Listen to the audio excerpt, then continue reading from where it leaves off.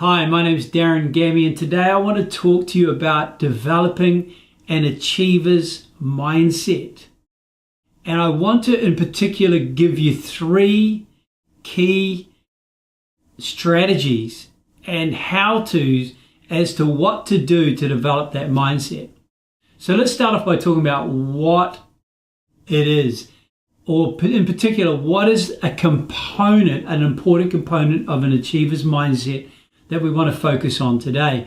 And what I want to talk to you about is the fact that achievers accept responsibility for their choices, actions, and the outcomes of their lives. They actually, they take that responsibility on board. Now, we've probably all met that person. We know them, and they do anything not to accept the responsibility. They'll blame their mum, their dad, they'll blame their circumstances, the fact that they just don't have the talent or they haven't been gifted with the resources that they really need to succeed. But here's the thing, they're doing everything to not take responsibility for where they're at.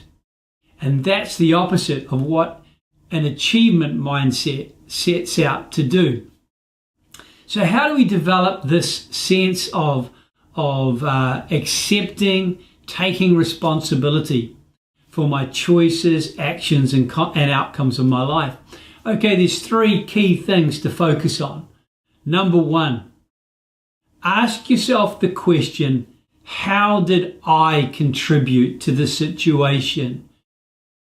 What did I do that has led to the outcomes of my life as it is? That's led to the relationships that I'm in. That's led to the work situation that I'm in.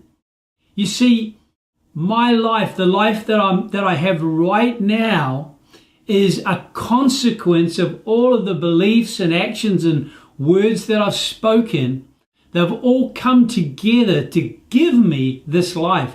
So how have I contributed helps me to focus in on what I have done, not on what others have done. Yeah, sure, it's not all under my control. It's not all up to me, but I've got to focus on that bit which I have contributed to, because that's the bit that I can change. Number 2, learn to think in consequences. Learn to link your beliefs to your actions, to the consequences. If I do this, then this will happen. If I do that, then that will happen. If I don't eat breakfast, then I'm probably going to be hungry by lunchtime, and I may start spending money at work that I possibly should be saving. If I don't put any money aside for that rainy day, then what's going to happen when the car breaks down and I've got no money because I've spent it all on other things? If I speak to those I love in this way with anger, or if I speak to my children with anger, then how are they going to respond to me? If I fail to plan carefully when I'm going on holiday, then what will happen when things go wrong and I have no backup plan? Think in consequences, because every action has a reaction. And the more prepared you are, the more thought through you are, the more likely it is that you'll manage your life and the situations your life brings well. And thirdly, focus on what I can do. Focus your attention on what you can do. There's so many things that are outside of your control. You can't necessarily change the way other people think, or change the gifts and talents that you have, or change your physique. But there are some things you can do. You know, if you're unhappy with your physique, well then, hey, maybe you need to eat less sugar. Maybe you need to exercise more. Maybe you need to get some disciplines into your life about getting up and